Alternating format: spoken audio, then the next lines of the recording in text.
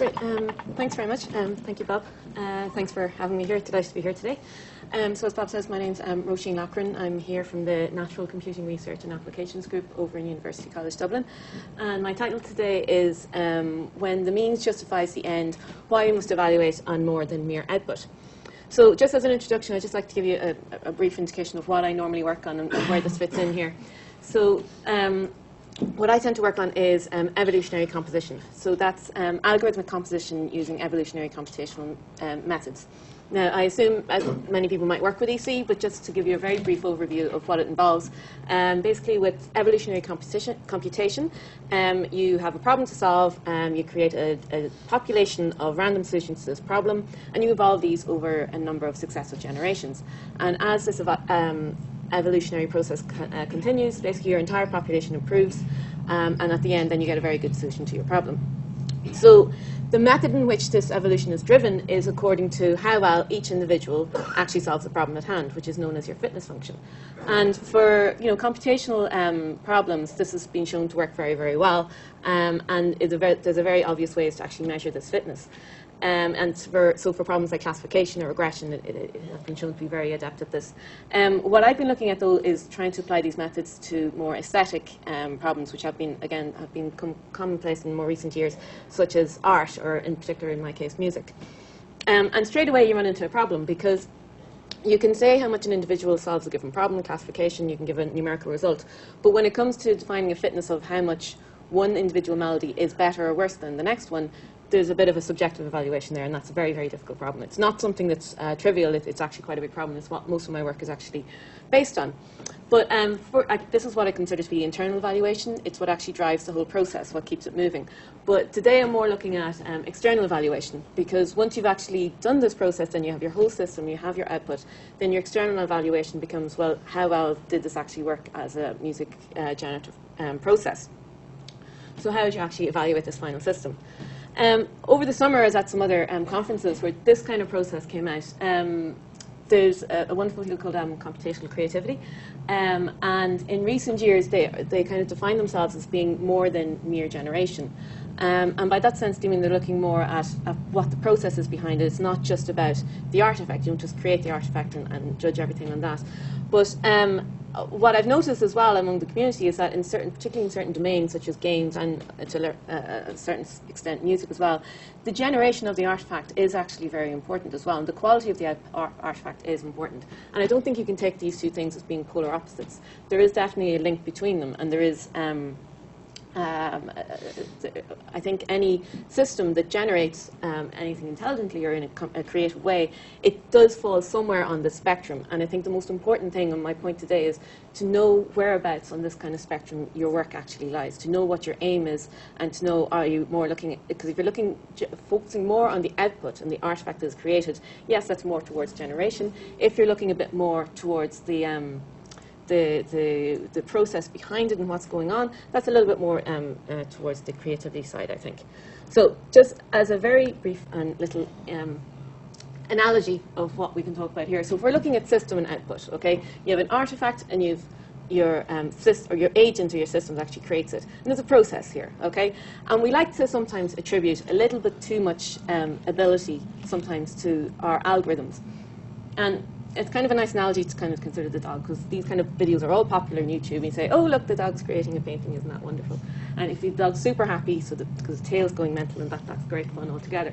But really, when you look at it, yes, the dog's putting the paint on the canvas, but you can see that it has been shown exactly where to put everything by the human user, okay? So to say that the dog actually creates the painting is a little bit inaccurate, I'd say. I just want to bring it just to the end, see how happy the dog is at the end. He's so happy. And unfortunately, like it's funny and it makes this great video, but the dog didn't create the painting. Okay, I think we understand this, and it happens as well in computer science, in actual scientific methods, where we say, oh, look what our algorithm created, and we get so excited by the idea that the program created this magnificent output that you don't look under the hood and you don't see what's actually going on.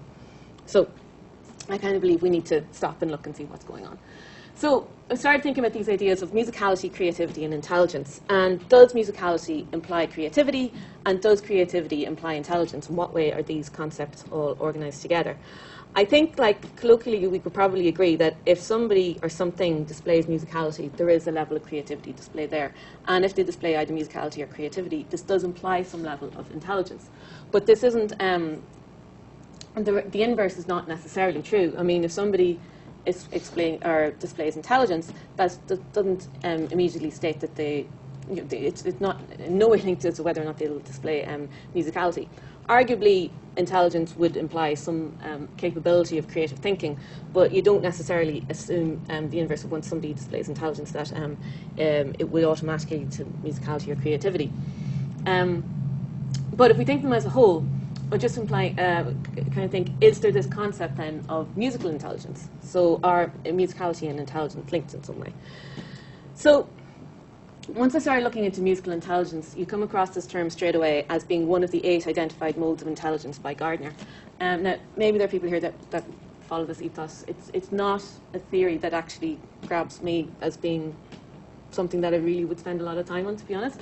I actually became much more interested in an article by Alan Marsden, who I literally just met outside having a cup of coffee, which is a little frightening, called Music Intelligence and Artificiality.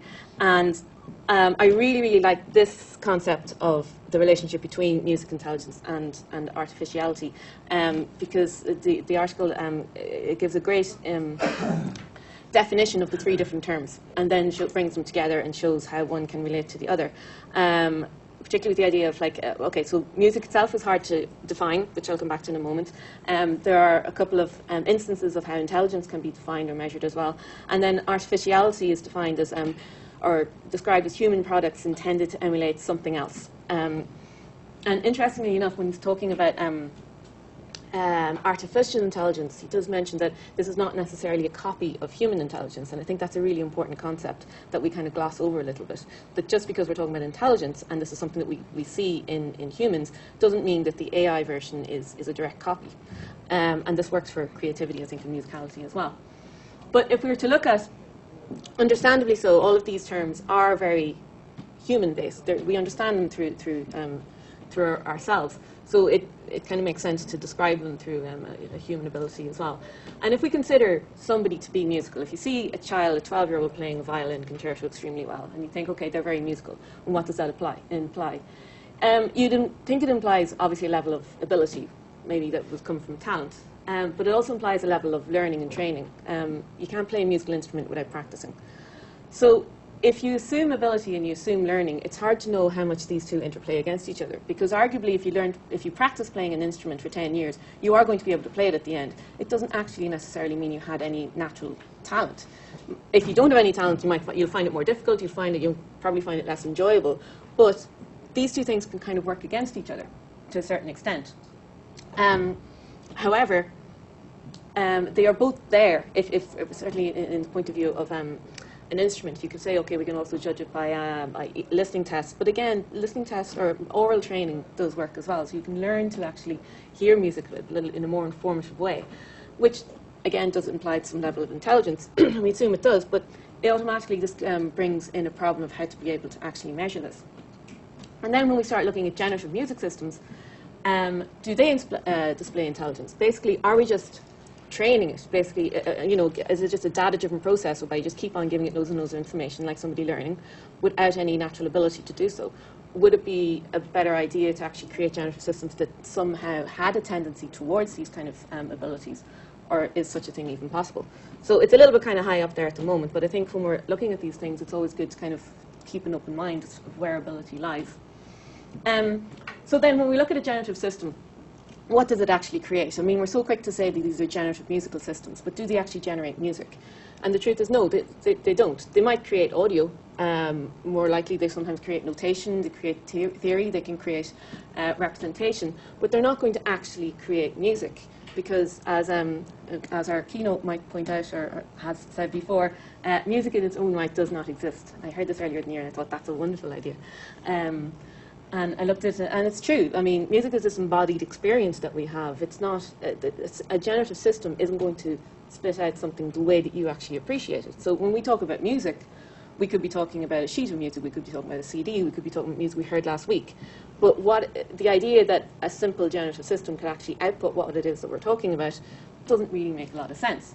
So if we can't actually, pin it down, then how can we actually evaluate it? And in this sense, it's kind of, in a nutshell, this is why we always come back around to kind of subjective evaluation. So just very briefly, I want to just mention, as I mentioned earlier on, about computational creativity, which is defined a number of ways. It's still my favorite definition.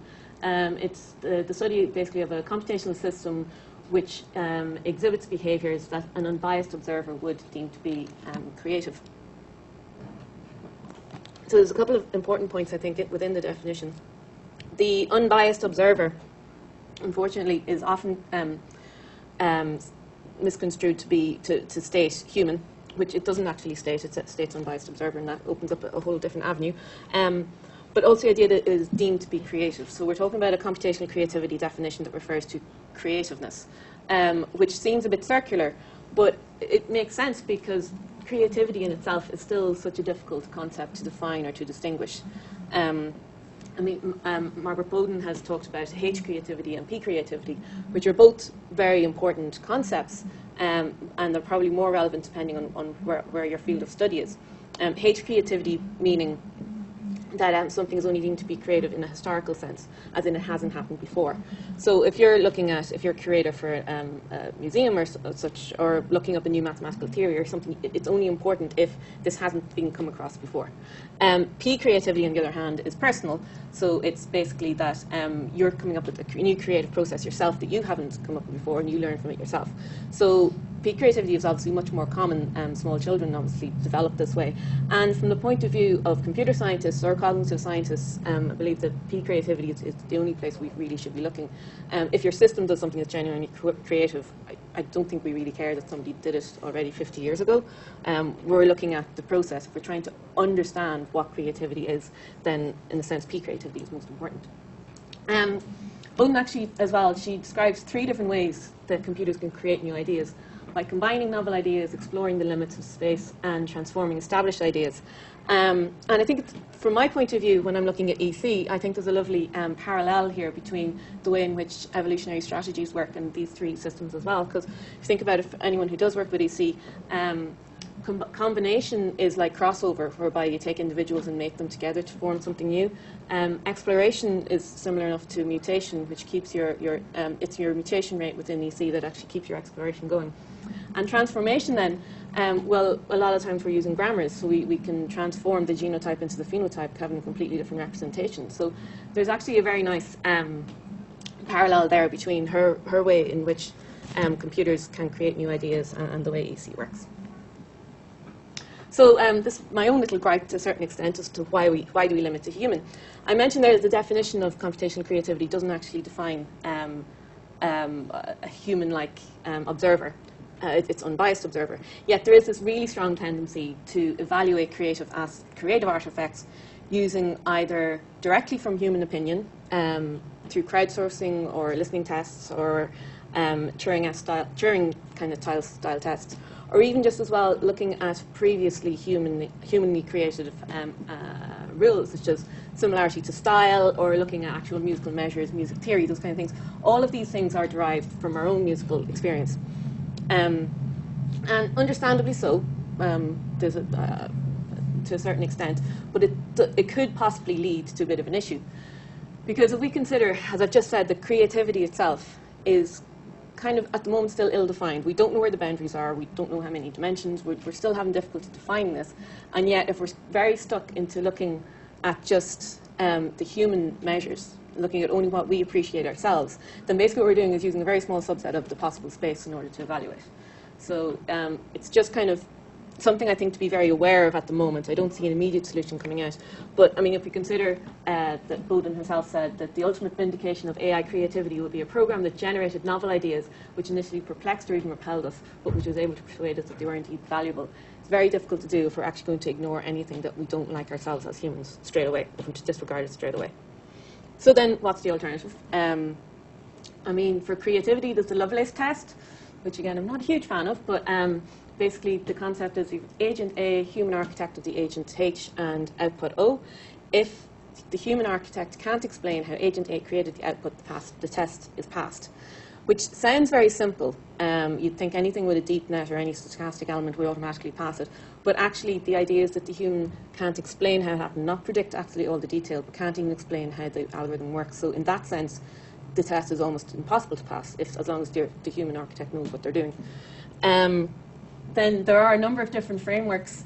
These are just domain-independent frameworks that have been developed over the past years for actually evaluating creativity, which is all great for evaluating the whole system. And from my point of view, so if I was looking at EC, as I said, the evaluation is your external evaluation, your fitness is more your internal evaluation. So we also need better methods for driving this fitness, because what can happen is, I'll show you an example from my own work later on, we have these very, very small, very specific methods of driving fitness, and we need something a little bit more abstract, a little bit something that will cause the system to learn by itself, or to find its own way of finding stuff. So, on to the topic of the day. Musical horses. So, how could we detect a horse in a generative musical system?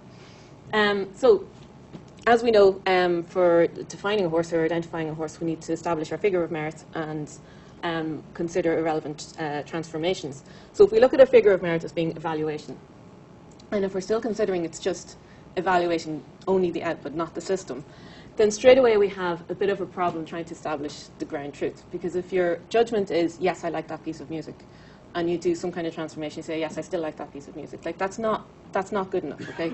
You need to, basically, if we can't establish the ground truth, if we're just using subjective, personalized evaluations, the ground truth is very hard to establish. And if the ground truth is hard to establish, then an irrelevant transformation is hard to establish, and so it becomes very difficult to actually detect one straight away. So really what we need to do is look at system evaluation. Just because of the name, the composing pony, I had to throw it in there. So this is some very early results, a very, very early version of the system that I was working on for the last couple of years. So it's an EC system. So anyone who works with EC, you realize this is the kind of thing you show as your results. This works well. So you run the system 30 times, you average all your results, you take your average fitness as it progresses over the 30 or 50 generations, and your best fitness. We're looking at a minimizing fitness function, so fitness goes down, we're happy. Best fitness will always be much lower than the average fitness, and we'll keep our mutation rate quite high. So in a nutshell, this is a good result. That's kind of, from an EC, if you're presenting this at EC work, this is basically exactly what you need to look at. Now, just to kind of give you an idea, I'm running quick on time, so I'm going to play one of these and talk over it.